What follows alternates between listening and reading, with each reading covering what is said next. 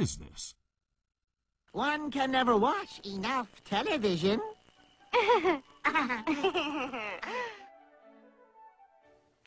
There has been a tremendous concentration of the mass media over the last 50 years, from over 100 companies to 6 companies. Back in the 1934 Communications Act, each media company was only allowed to own a handful of stations, and they weren't allowed to have cross-ownership. They couldn't own all the media in your town. Now they can own more and more because congressmen who've gotten elected as a result of the mass media have given them more and more. That means very few people have the right to speak to us over television, over radio, through the New York Times, the LA Times, the different news media. The whole purpose of the First Amendment is to guarantee that we have more, not less speech. However, when you start to get down and say only a few people can put up their soapbox, only a few people can address the audience, suddenly you've limited the amount of speech. Now that's the government control of speech. On the other hand, when those few people recognize that the government is the one that's licensed them to speak, they start to act in a way that's not going to jeopardize that relationship. Could this be one of the reasons any critical reporting of universally important issues, such as the Federal Reserve, have been cut out of the public debate for so long? As Ted Turner relates in his article, My Beef with Big Media? Why would major media corporations that control the information flow to 95% of the American citizens, fail to report on the detrimental activities of the Federal Reserve System, a government-sanctioned, quasi-private banking cartel that literally controls 100% of the money flow to the same citizens, as well as the lion's share of the money flow to Congress itself? The amount of money it costs today to run for Congress or even to run for president is obscene. And most of that money goes into television commercials and spots and all of the mass media advertising that needs to be done to reach the 295 million Americans, a vast number of people. And when that person wins, if the media has supported him, naturally he wants to pay them back.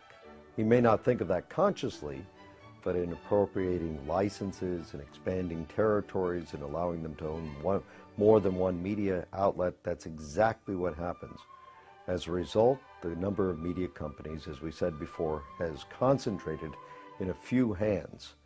And unfortunately, Congress and the media work together to present an image to the American people that does not always include every aspect of the truth. This reciprocity, this in cahoots process, has obscured many of the more important issues to the American people. And there's no more important issue than the issue of fiat money. When you give men the power to create money out of nothing, you shouldn't be surprised if they turn around and create money out of nothing, because that's what they're supposed to do. Now, the underlying philosophy is that, well, we'll be very conservative about it. We won't run rampant. We won't abuse this power, would we? So we give them blindly this power to create money out of nothing because we trust them to use this power wisely. Nowhere in history has this ever been a justified trust.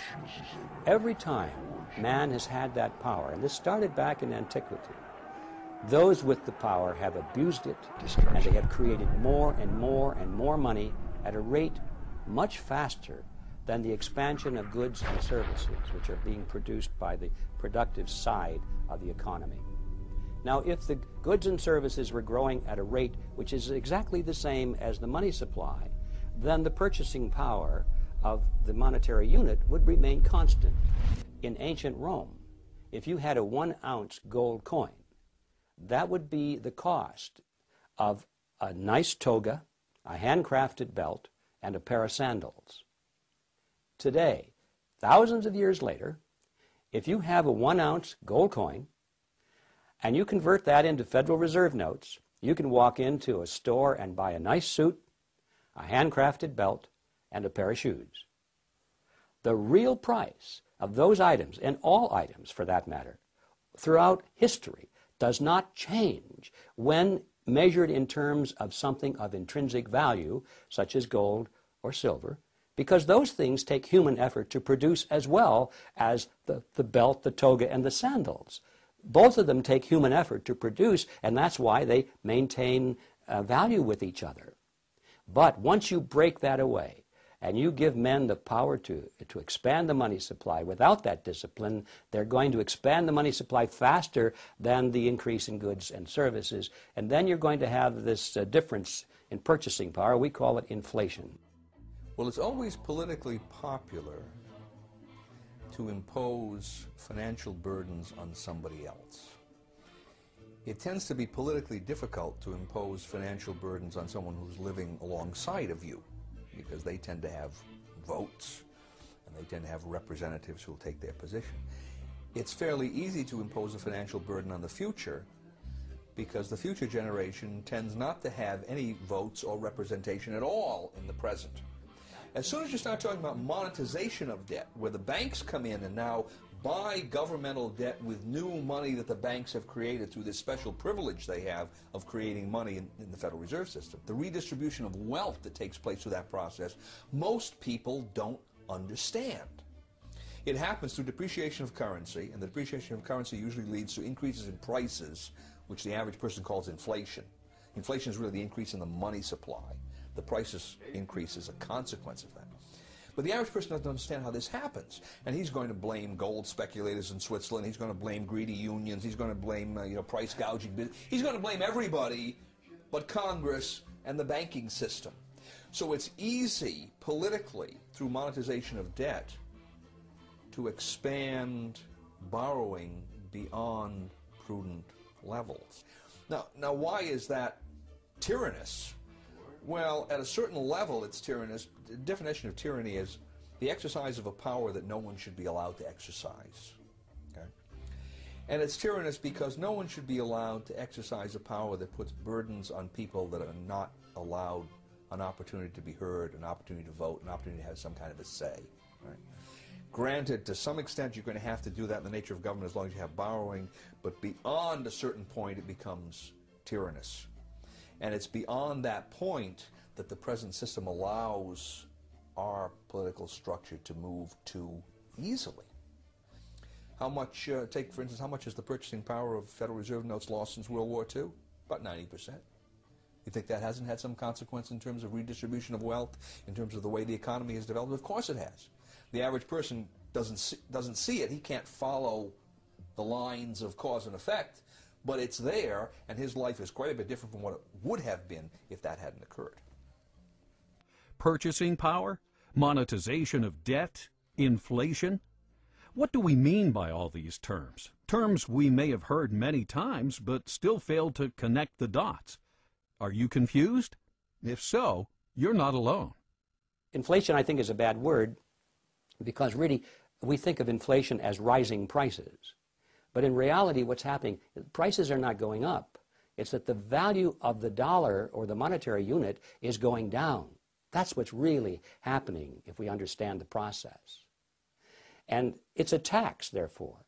Our lost purchasing power, what we have to pay more for a bag of groceries today than we did 5 years ago, comes out of our pocket, comes out of our earning capacity. That is value which we should have. But it's been taken from us through a process that we call inflation, but in reality it's a hidden tax. Inflation is the result of being able to create money out of nothing, and that is the power we have given to the Federal Reserve System. Therefore, we can say that the Federal Reserve System is the agency of a hidden tax called inflation. Since the early 1900s, almost no one talks about the country's banking system anymore. What happened? There was a shooting, then there was nothing. Yet our money, like water, is one of the most important commodities we have. More than that, the quality of our money affects the productivity of every man, woman, and company in America. As time goes